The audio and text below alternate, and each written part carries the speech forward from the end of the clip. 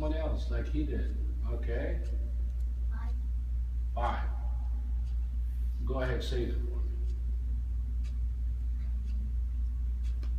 January, February, March, April, May. 5, what are they?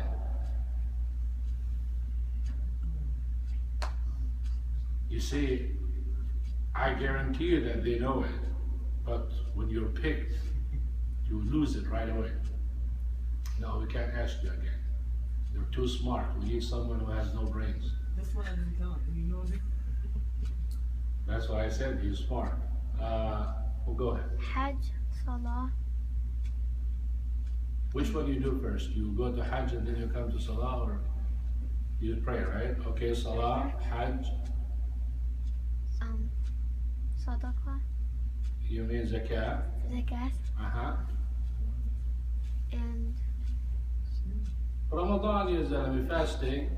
And what's the first one? Shahadatan. Why they call it Shahadatan?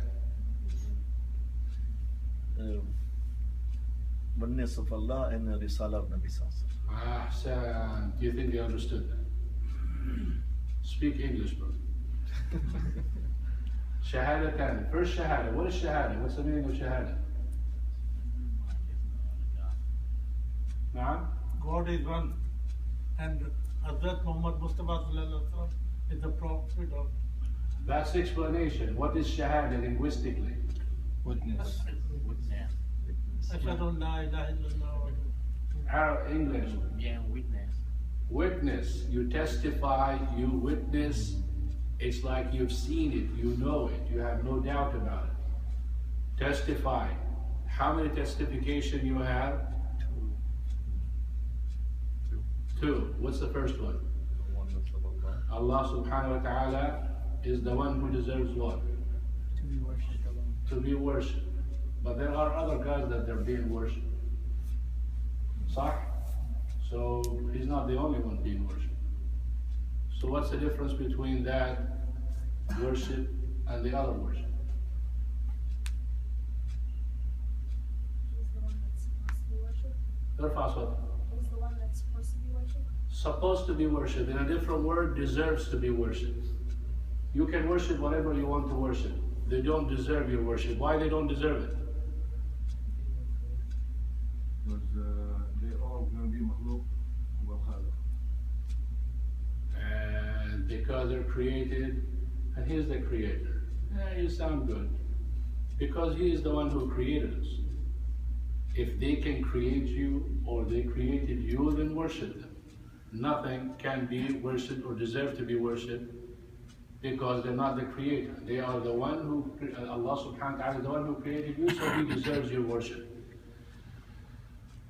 So we say Ramadan is the pillar of Islam, Ramadan is the fasting month, Ramadan has the Quran was revealed in Ramadan, Laylatul Qadr in Ramadan. These are beautiful virtues that we worship Allah subhanahu wa ta'ala during this month of Ramadan. That's what makes month of Ramadan so special.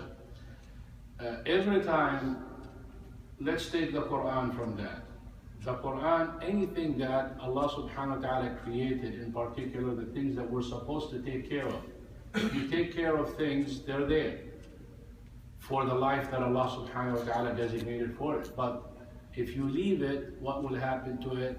It will wilt, fade away, and die. Exactly us when we deal with the Quran. Things that depends on us, if we don't take care of it, it will wilt or fade away and die. Quran, in relation with us, if we don't take care of the Quran, what happens? Yani if we don't read it and understand it and apply it, no.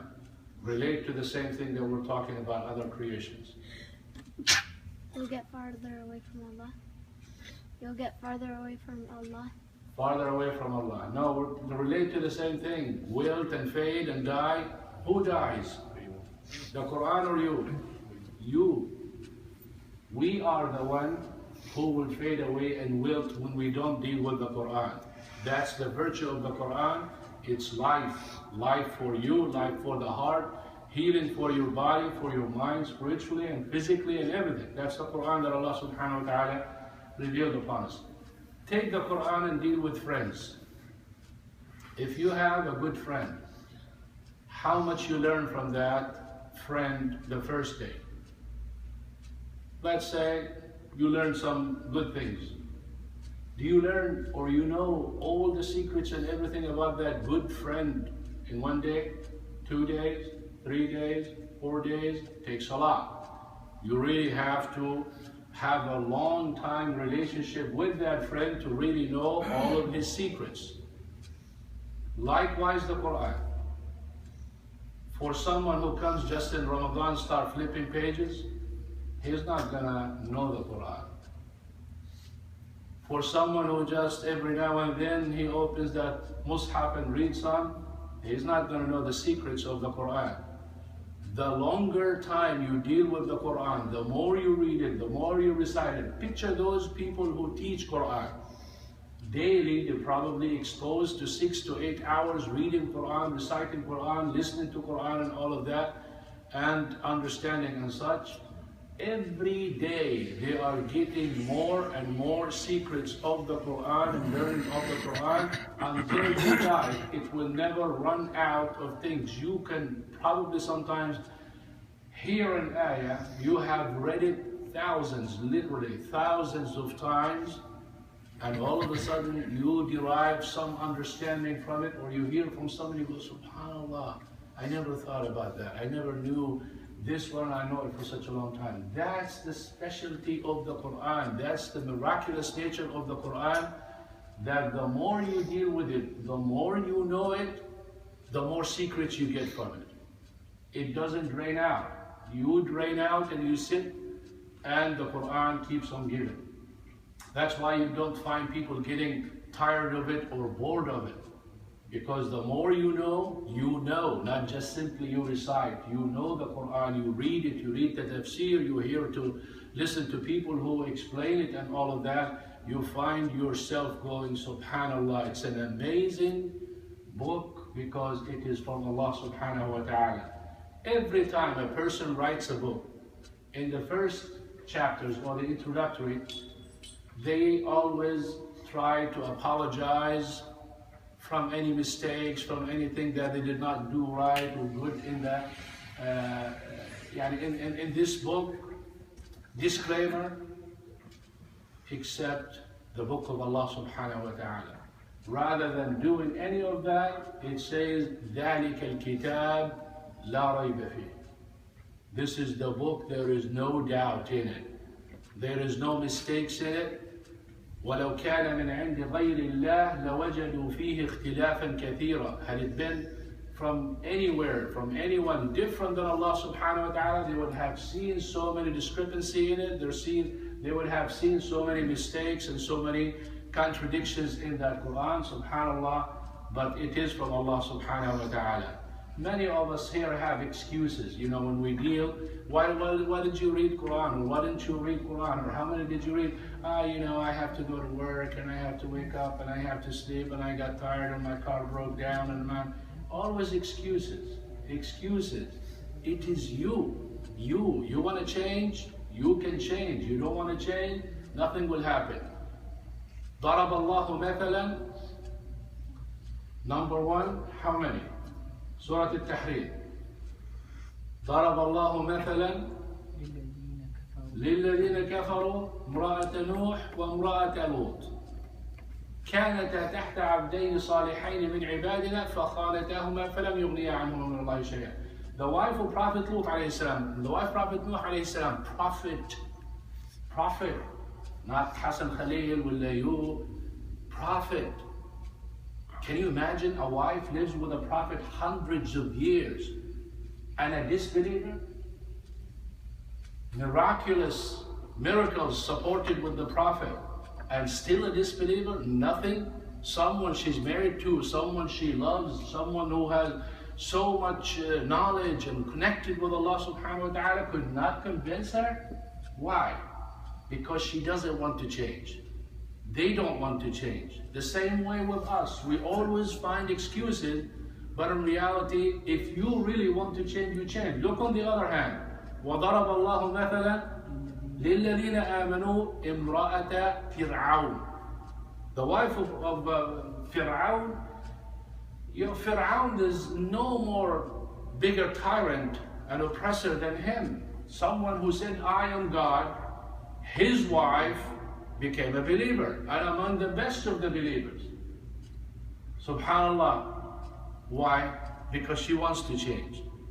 She wants to change. Some people here amongst us, they're born Muslim. You think this is how you're rewarded? Because everybody was telling you to pray, and that's it.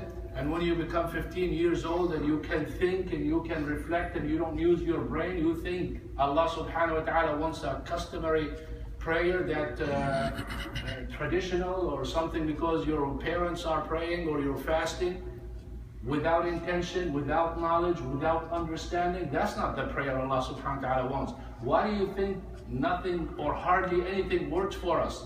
Why do you think our heart doesn't move? A person trying to convince someone to come to the masjid, and you know how that person is reacting. You can try whatever you want to try, brother. You know, my heart is so hard, or I am such a strong person like a rock. You can't convince me. And he is using that as a cute answer. Like, I'm not easy to be convinced. I said, subhanallah, Allah subhanahu wa ta'ala said in Surah Al-Baqarah about the disbelievers, the people of Fir'aun, ثُمَّ قَسَتْ قُلُوبُكُم مِّن بَعْدِ ذَلِكَ فَهِيَ كَالْحِجَارَةِ أَوْ أَشَدُّ قَسْوَةً. Your hearts became so hard, like rocks, or even harder than that. This little flesh, that pumping blood, you take it, you squeeze it, it's gone, can be harsher than rocks. When a person doesn't want to change, this is how it works. That's what arrogance is all about. You are convinced, you see the proofs, you see everything, but you're stubborn. You just don't want to do it. Allah subhanahu wa ta'ala said about Fir'aun and his people, وَجَحَدُوا بِهَا وَاسْتَيْقَنَتْهَا أَنفُسُهُمْ ظُلْمًا وَعُلُوًّا. They rejected the signs, the message of Prophet Musa alayhi salam, but they really understood it and believed in it, but they rejected it out of arrogance and being oppressive. So if you have any excuse all the time, don't think it's a valid one in the sight of Allah subhanahu wa ta'ala. Make sure you think a lot about your excuse. Don't always say, I don't have time, I don't have time. You have time. The Sahaba radiallahu anhum have time. The followers of the Sahaba have time. For your life, you have time. For your work, you have time. For your home, you have time. But for Allah subhanahu wa ta'ala, you're always busy. Isn't that what we always do? How come you don't come to the masjid? Oh, brother, you know, I'm too busy. How come you did not? I'm too busy. I'm too busy. Busy with what? Busy with what? Everything except what Allah subhanahu wa ta'ala created you for. That's not fitting for a believer to do that. You want to have excuse, make sure it's a good one that Allah subhanahu wa ta'ala accepts. But most of us throw the words and not really think about it. If you think about it, you can simply look at the mirror and say, I'm a liar. I do have time, I just don't want to do it. But we deny and we reject and we do all that, thinking that it's a good try, but it's not. We ask Allah subhanahu wa ta'ala to continue to help us fast the month of Ramadan, and read the Quran in the month of Ramadan, and give charity in the month of Ramadan. Make sure you take advantage of that. The same brother who talked about his heart and he's not gonna change, he said, I'll come tomorrow. I'll come tomorrow. Why not today? What do you have today? It's like today, I want to make sure that I sleep because this is the only sleep that I need to make sure that I have. There is no difference between today and tomorrow. You don't have a valid excuse for not coming today. Are you guaranteeing your life? That's something that we need to reflect upon. Subhanakallahumma wa bihamdik. نشهد أن لا إله إلا أنت نستغفرك ونتوب إليك. السلام عليكم ورحمة الله وبركاته.